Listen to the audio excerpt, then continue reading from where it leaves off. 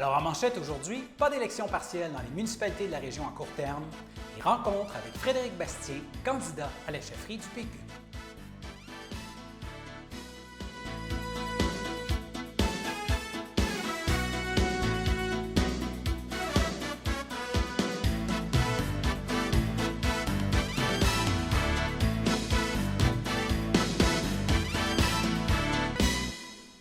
Alors bonjour mesdames, messieurs, mon nom est François Robert et bienvenue à votre bulletin d'information régionale du mardi 8 septembre. Alors tel qu'indiqué en manchette, il n'y aura pas d'élection partielle dans les municipalités de la région à court terme, puisque les conseils des deux municipalités où des élections partielles ont été suspendus à cause de la crise sanitaire de la COVID-19 en quorum. Il n'y aura pas d'élection partielle dans ces municipalités le 4 octobre. Puisque ces municipalités ont quorum, elles n'ont pas à tenir d'élection partielle d'ici l'élection générale, indique-t-on du côté du ministère des Affaires municipales. À Sainte-Élisabeth, le maire Louis Bérard a confirmé qu'il n'avait pas de volonté d'en tenir plus tard. Pour sa part, la mairesse de l'Île-du-Pas, Marie-Pierre Aubuchon, espère toujours qu'une élection partielle puisse être tenue un peu plus tard dans sa municipalité pour combler le siège laissé vacant par le décès de Maurice Désy. Ce sera donc à suivre de ce côté. On passe maintenant en politique provinciale. On poursuit notre série de rencontres avec les candidats à la chefferie du Parti québécois. On se souviendra que la circonscription de Berthier a longtemps élu des députés péquistes. Le parti a encore des racines dans la région et l'élection d'un nouveau chef le 9 octobre pourrait redonner de l'élan à ce parti. On sait aussi que lors du dernier scrutin, la Caroline Proulx, la caquiste, a profité d'une grosse vague caquiste dans la province, mais lors du prochain scrutin, la bataille pourrait être plus dure pour elle dans le comté. C'est notamment dans ce contexte que nous vous présentons ces rencontres avec les candidats à la chefferie du PQ. Nous avons reçu dans notre studio jeudi après-midi dernier Frédéric Bastien. Il s'est arrêté à Berthier alors qu'il se rendait à la rencontre de militants à Louisville. Voici la première partie de l'entrevue qu'il nous a accordée. Alors, nous recevons aujourd'hui en studio un des 4 candidats dans la course à la chefferie du Parti québécois, l'historien Frédéric Bastien. Bonjour, M. Bastien. Bonjour. On rappelle que l'identité du nouveau chef sera connue le 9 octobre et le vote se déroulera du 5 au 9 octobre. M. Bastien affronte dans cette course Paul Saint-Pierre Plamondon, Guy Dantel et Sylvain Gaudreault. Il est professeur d'histoire au Collège Dawson à Montréal. Et merci d'avoir été nous voir alors que vous rendez à un événement ensuite. Alors d'abord, M. Bastien, à quel moment avez-vous commencé à songer à devenir chef du PQ? Écoutez, ça fait très longtemps que je caresse l'idée de faire de la politique. Là, dans mon album des finissants de secondaire, je pense qu'on parle de 1986, c'est marqué « Si tu écoutes plus les autres, tu pourras devenir premier ministre ». Bon. Alors, disons que c'est pas nouveau, là. Ça remonte à loin. Et vous trouvez que le nationalisme du Parti québécois a été plutôt timide au cours des dernières années? Oui, moi je pense qu'on n'est pas assez affirmatif sur la question nationale. On s'est perdu. On a été tantôt un peu plus à gauche, tantôt un peu plus à droite. Et on s'est un peu perdu. On a été comme un chien qui tourne après sa queue en essayant de promettre des choses à gauche, des choses à droite. Et puis, au fond, nous, on est le parti. Justement, on doit être le parti de la nation, on doit faire la lutte pour le Québec, pour le combat national québécois, si vous voulez, et on s'est éloigné de nos racines, on s'est éloigné de ce qui est vraiment pour nous notre ADN. Et moi, je pense qu'il faut revenir à ça, il faut cesser de se positionner à gauche, la plupart du temps c'était surtout à gauche, des fois un peu plus à droite, mais ça a été beaucoup à gauche. Il faut cesser d'essayer d'être un clone de QS et il faut redevenir un grand parti nationaliste. Moi, ma mère venait d'une famille Union nationale, mon père a flirté avec le RIN. Alors, c'était donc auparavant une coalition de nationalistes. Mon père était plus à gauche, ma mère un peu plus traditionnaliste. Et il faut redevenir cette grande coalition nationaliste qui va interpeller les gens de toutes les régions, des villes, des grands centres, des banlieues, etc. Vous reprochez justement au Parti québécois des dernières années d'avoir fait preuve de clientélisme. Oui, c'est ça. Alors, on divise l'électorat en petites cases, puis on dit, là, voilà, il y a une niche pour tel groupe, et là, on leur promet des lunchs gratuits dans les écoles. On leur promet le Tinder du covoiturage. On fait des petits... Alors, on promet quelque chose aux gens à la chevelure rousse en Mauricie, puis aux blonds de l'Outaouais, et puis on fait du micro-placement, comme une espèce d'agence de marketing. Là. Oui. Et puis, non, c'est pas le Parti québécois. Le Parti québécois doit viser un idéal noble, il doit viser ce qui nous rassemble comme Québécois. et non pas s'adresser à chacun divisé en sous-groupes, etc. Parmi vos propositions phares, là, vous proposez de réduire le nombre d'immigrants que le Québec reçoit par année. On sait que la CAQ a fait passer le nombre de 50 000 à 40 000, mais vous souhaitez réduire davantage. Pouvez-vous expliquer d'abord pourquoi et à combien là, vous visez là, par année? Alors, la première chose qu'il faut savoir, c'est qu'il y a un recul dramatique, je pèse mes mots, dramatique, du nombre de langues maternelles françaises au Québec. En 1996, on avait 82 % de personnes au Québec qui étaient de langue maternelle française.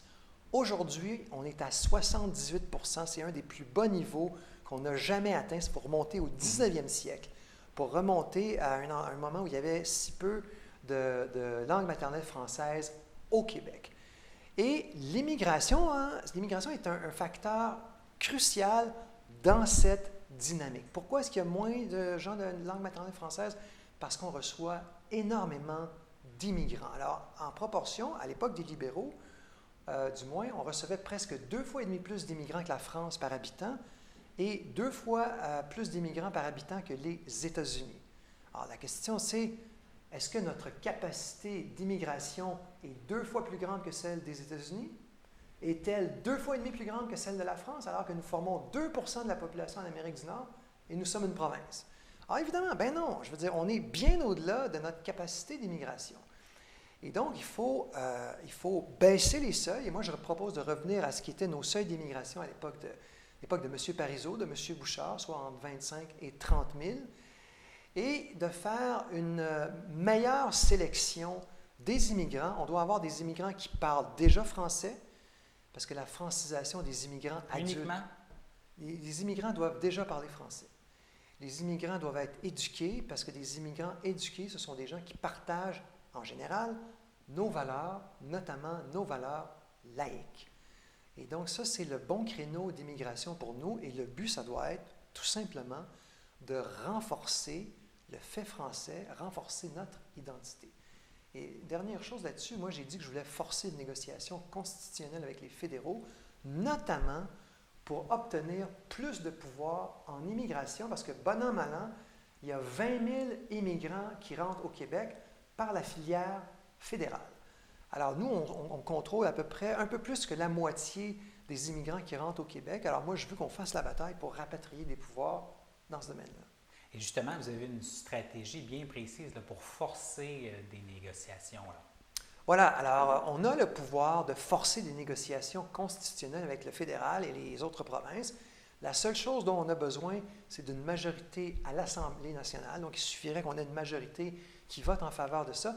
Et on va les forcer à venir à la table, évidemment parler d'immigration, mais il y a aussi la loi 21 en ce moment qui est contesté devant les tribunaux. Alors là, les fédéraux, là, je vous le dis, ils s'en viennent, ils sont mobilisés. Ils ont sorti l'artillerie lourde. Alors là, la loi 21 va être contestée et risque fort d'être annihilée, en tout cas passée au crible à cause des fédéraux qui engagent des moyens formidables. Et moi, à mon sens, à court terme, la meilleure façon de défendre la loi 21, c'est d'obtenir une protection constitutionnelle qui va nous protéger des juges fédéraux. Parce que sinon, je vous le dis, je les connais, ces gens-là. Ils s'en viennent, puis ils n'aiment pas ça quand le Québec s'affirme. Ils n'aimaient pas la loi 101, ils l'ont fait invalider à plusieurs reprises. Ils n'aiment pas la loi 21, puis ils sont déterminés à en venir à bout. Mais justement, c'est ça, vous posez plusieurs questions à propos de l'impact sur le Québec de l'interprétation de la Charte des droits et libertés du père Trudeau par les juges de la Cour suprême, l'impact que ça peut avoir sur le Québec à plusieurs niveaux. Là. L'impact, c'est terrible. Alors, par exemple, il y a des présumés meurtriers qui sortent de prison sans procès. Parce que là, la Cour suprême du Canada a imposé son interprétation d'une charte qu'on n'a jamais acceptée, par ailleurs, qui nous a été imposée, là, enfoncée dans la gorge. Et là, il y a des présumés criminels qui sortent de prison parce que là, la Cour suprême a dit « Ah, en vertu de la charte, vous ne les avez pas jugés suffisamment rapidement. » Ce qui est faux, en passant, c'est à cause de la charte que les procès s'éternisent désormais au Québec. Là, la charte, c'est super pour les avocats. Hein, ça fait bien de l'argent. Si vous regardez là, la durée des procès depuis l'adoption de la Charte canadienne des droits et libertés, là, c'est une croissance exponentielle. Là, puis l'industrie des juristes a fait énormément d'argent avec ça, incluant les juges qui ont forcé les gouvernements à leur hausser leur salaire en vertu de la Charte. Et donc, il y a un impact réel. Là. Quand des présumés meurtriers sortent de prison sans procès, je m'excuse, mais c'est extrêmement dramatique. Donc, vous pensez qu'il y a la possibilité de faire adopter une motion à la majorité de l'Assemblée nationale pour dire on force qu'il y ait des négociations constitutionnelles et à ce moment-là, on ne pourra pas constamment reporter ça au calendrier grec et dire bon, ben là, même que vous n'avez pas signé la Constitution de 82, c'est pas grave, on fera des négociations plus tard. Non, mais ils vont être, les fédéraux et les autres provinces vont être obligés de venir à la table. Ça, c'est certain. Après ça, qu'est-ce qui va se passer à la table de négociation? On verra. Mais il y a une certitude, c'est qu'ils doivent venir à la table de négociation. Et donc, on va avoir des choses à leur dire, des choses à demander. Et puis voilà, moi, je suis convaincu qu'on peut faire des gains, qu'on doit tenter de faire des gains. Puis chaque gain, c'est un morceau de notre liberté qu'on arrache aux fédéraux. Et il y a une vaste majorité de Québécois qui sont en faveur de ça. On a fait faire un sondage pour mon équipe. Il y a 61 % des Québécois qui veulent que le gouvernement du Québec force une négociation constitutionnelle pour obtenir plus de pouvoir des fédéraux. Donc 61 % contre 22 % si ma mémoire est bonne. Même chez les fédéralistes, on a une majorité de 54 % qui souhaitent qu'il y ait une négociation constitutionnelle pour permettre au Québec d'avoir plus de pouvoir. Et ça, vous considérez que c'est une stratégie pragmatique qui a plus de chances de faire avancer que de promettre un référendum à court terme, alors que peut-être le Québec n'est pas prêt pour un troisième référendum? Pour moi, on a beaucoup plus de chances. En fait, je vais vous le dire, j'ai la conviction qu'avec mes propositions en immigration, mes propositions en constitution, aussi sur la laïcité, je suis convaincu qu'on peut former un gouvernement majoritaire en 2022. Et justement, là, avant de penser à un référendum, le PQ doit revenir au pouvoir. Si vous gagnez la course, là, quels seront vos premiers gestes pour justement s'assurer que la CAQ n'ait pas de deuxième mandat et que le PQ puisse reprendre le pouvoir de façon majoritaire? Alors, la CAQ, ils ont fait une très bonne chose, c'est la loi 21. D'ailleurs, c'est grâce au Parti québécois que le débat sur la laïcité a fait son apparition sur notre scène politique. Et nous, au Parti québécois, on a voté pour la loi 21, donc on peut aussi s'en réclamer un peu, la paternité. Donc ça, bravo. Il faut aller plus loin, mais c'est un premier pas. Ça a brisé un tabou, donc ça, pour ça, bravo. Mais pour le reste, la CAQ avait dit, on va négocier avec les fédéraux pour avoir un seul rapport d'impôt. On n'a pas vu ça, puis à ce que je sache, il n'y en a pas question. On veut avoir plus de pouvoir en immigration. Moi, je n'ai jamais entendu François Legault parler de ça. Dans les 2 premières années de son mandat, là, il a dit ça durant...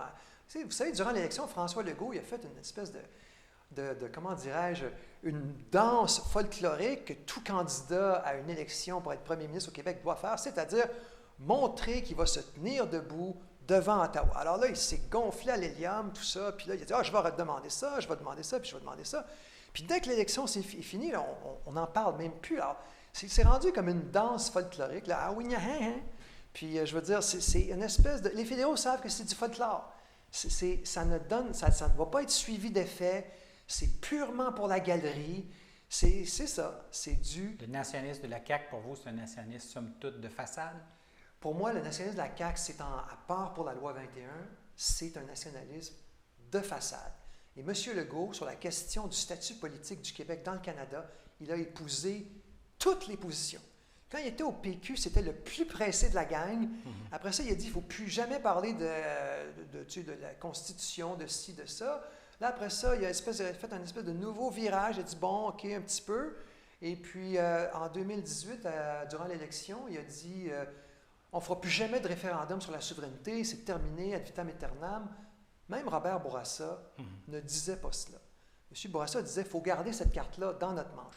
Il y avait au moins le sens des responsabilités de dire, comme premier ministre du Québec, je ne vais pas dire publiquement que j'écarte cela à jamais. Il y avait cette prudence élémentaire et cette espèce de sens du devoir.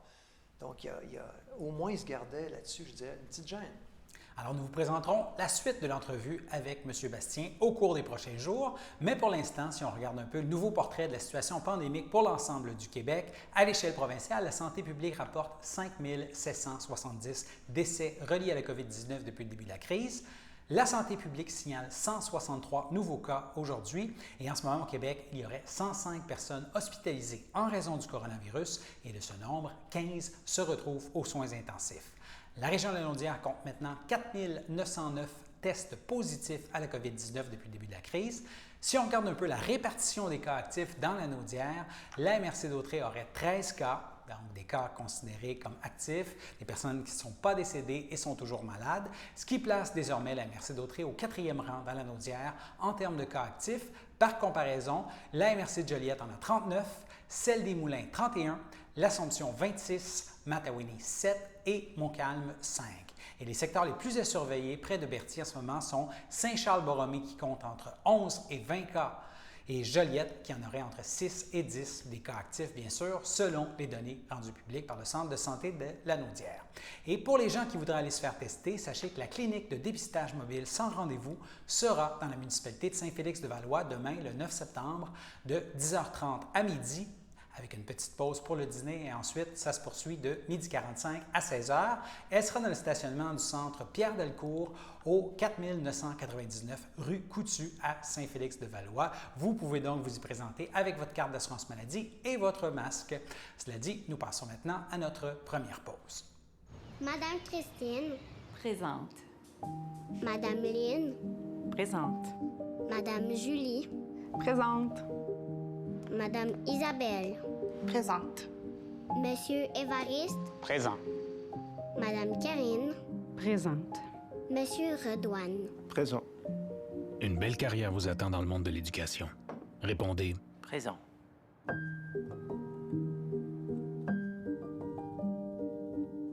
Le samedi matin, dès 9h30, nos téléspectateurs sont invités au Super Bingo télévisé diffusé de nos studios de Berthierville. Depuis maintenant une vingtaine d'années, plusieurs adeptes de la télévision régionale se sont partagés un montant de 600 $ disponible chaque semaine lors de cette joute de bingo télévisé.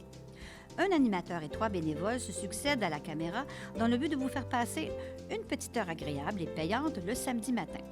On peut se procurer les cartes de jeu chez les dépositaires autorisés participants, c'est-à-dire à Berthierville, le dépanneur Formule 1 rue Gilles Villeneuve, le marché IGA Extra sur la rue Gabrielle-Brissette, le marché Métro rue Notre-Dame, la pharmacie Proxime rue Frontenac, le garage Pétroté sur la rue Gilles Villeneuve et à Saint-Ignace-de-Loyola, le marché Aldo rang Saint-Michel, le dépanneur Le Magasin Esso sur le chemin de la Traverse.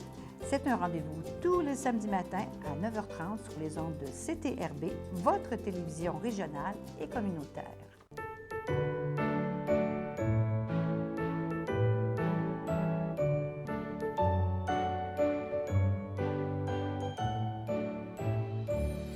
Alors, au chapitre des anniversaires pour ce mardi 8 septembre, la FADOC de l'île du Pas souhaite un joyeux anniversaire à André Étier, Michel Brûlé, Huguette Morin, Raymond Guévremont et André Valois.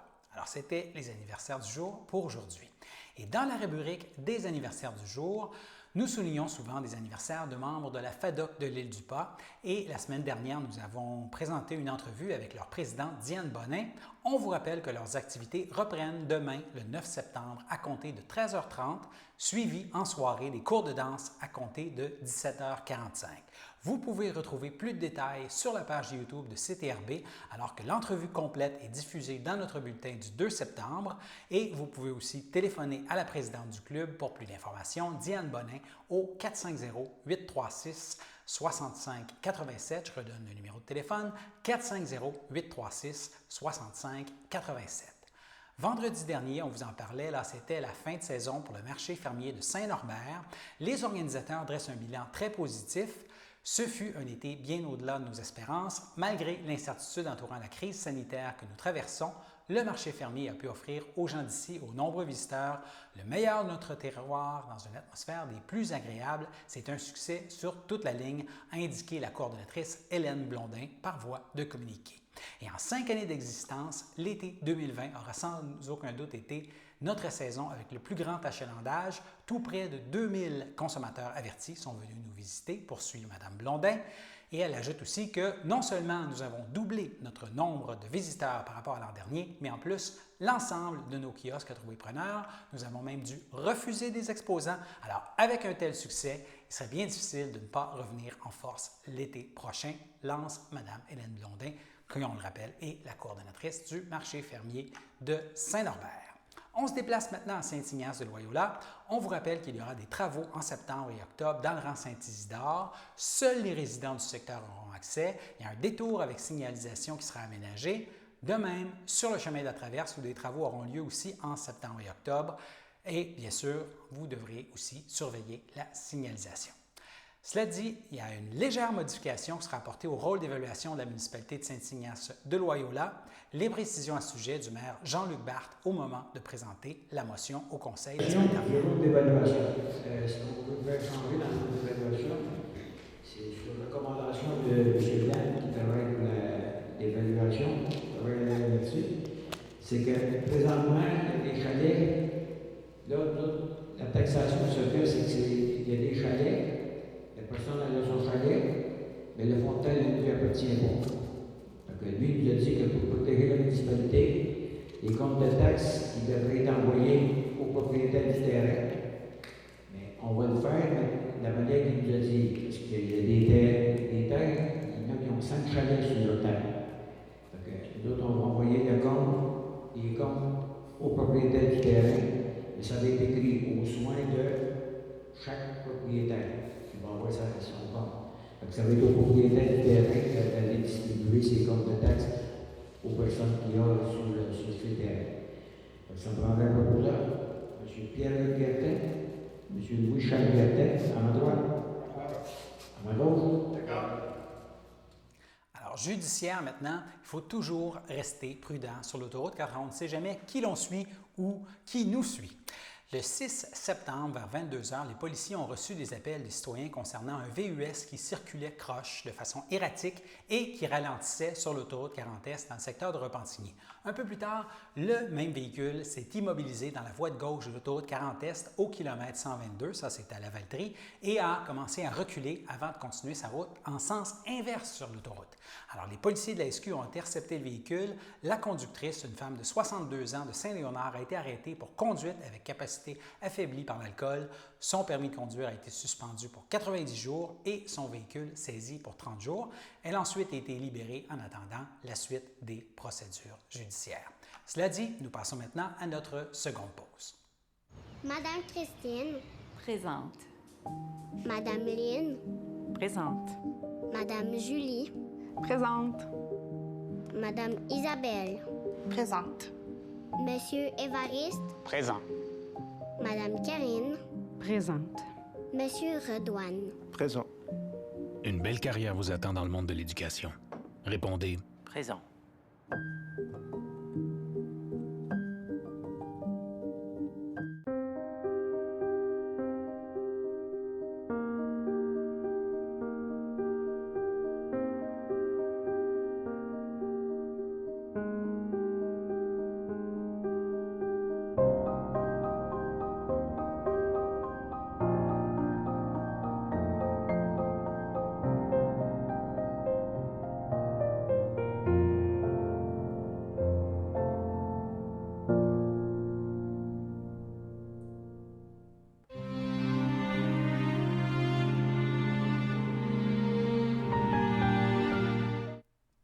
Au CHDL de Saint-Charles-Borromée, le 22 août, à l'âge de 68 ans, est décédé M. Laurent Lavallée, conjoint de Lise Lefebvre, demeurant à Sainte-Geneviève-de-Berthier.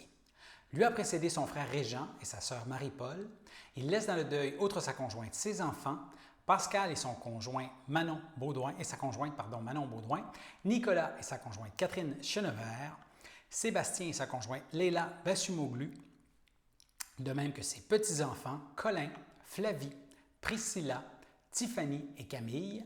Laisse aussi dans le deuil ses frères, ses sœurs, ses beaux-frères et belles-sœurs, André Lavallée et sa conjointe Marie-France Henry, Marc Lavallée et sa conjointe Lucienne Arnois, Jean-Claude Lavallée et sa conjointe Sylvie Plante, François Lavallée et sa conjointe Nicole Cyr, France Lavallée et Sylvie Lelièvre, de même que ses belles-filles Manon et son conjoint Patrick, Marie-Ève et son conjoint Olivier, ainsi que plusieurs neveux, nièces et autres parents et amis. Et la famille accueillera parents et amis ce vendredi, le vendredi 11 septembre, de 14h à 17h, ainsi que de 19h à 22h, et ça se poursuit le samedi 12 septembre dès 9h, tout ça au complexe funéraire Efterio du 741 rue Notre-Dame à Berthierville, et suivront les funérailles samedi à 11h en l'église de Sainte-Geneviève de Berthier. Monsieur Lavallée sera ensuite inhumé au cimetière de Berthier. Au CHSLD Le Château, le 1er septembre, à l'aube de ses 87 ans, est décédé M. Berther Courchaine et il était l'époux de feu Huguette Guévremont, demeurant à Saint-Ignace de Loyola. Il laisse dans le deuil ses filles, Claude Courchaine et son conjoint Guy Cazobon, José Courchaine, de même que ses petits-enfants, Guyane Michaud et son conjoint Pierre-Luc Désy, Delphine Michaud et son conjoint Jess Plante, Sarah-Jeanne Rattel et son conjoint Maxime Guertin, laisse aussi dans le deuil ses arrière-petits-enfants, Lucas et Julien Désy, de même que Gilbert Plante. Laisse aussi dans le deuil ses sœurs, beaux-frères et belles-sœurs, Carmel Courchaine, Yvette Courchaine et son conjoint Jean-Guy Plouffe, Colette Courchaine, feu Armand Thibault, Diane Courchaine et son conjoint Normand Courchaine, Madeleine Gagnon, feu Albert Courchaine, Janine Rochelot, feu Donatien Courchaine, André Guévremont et sa conjointe Ninon Laporte, Raymonde Guévremont et son conjoint Régent Laporte, Serge Guévremont, Dany Guévremont et son conjoint une femme, et son conjoint Raymond Brissette, ainsi que plusieurs neveux, nièces et autres parents et amis. Et la famille tient à remercier le personnel du CHSLD Le Château, particulièrement ceux du 3e étage, pour les bons soins prodigués à leur père. Et la famille accueillera parents et amis ce vendredi, le vendredi 11 septembre, dès 13h en l'église de Saint-Ignace de Loyola, et suivront les funérailles à l'église à 14h, et M. Courchaine sera ensuite inhumé au cimetière paroissial. Et bien sûr, votre collaboration est demandée afin de respecter les nouvelles normes sanitaires de la santé publique qui seront mises en place au salon et à l'église. Vous aurez compris que le port du masque est désormais obligatoire. Et toute l'équipe de CTRB offre ses plus sincères sympathies aux familles et amis en deuil. Cela dit, nous passons maintenant à la météo.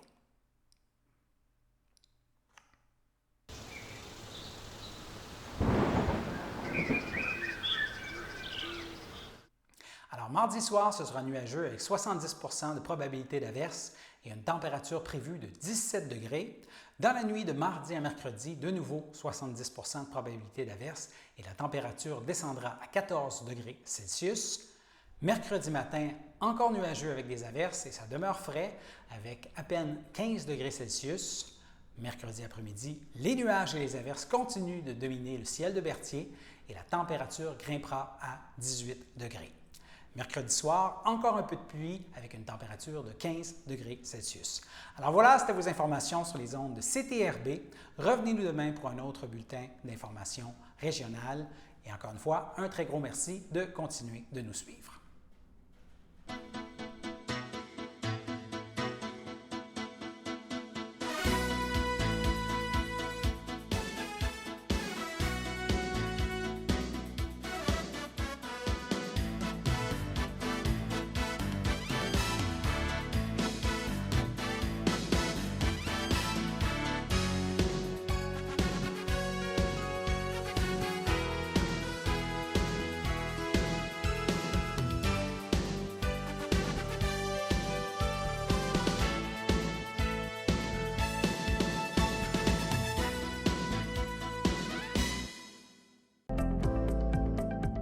Les télévisions communautaires autonomes du Québec, ce sont les télévisions les plus importantes parce qu'elles sont proches de la communauté.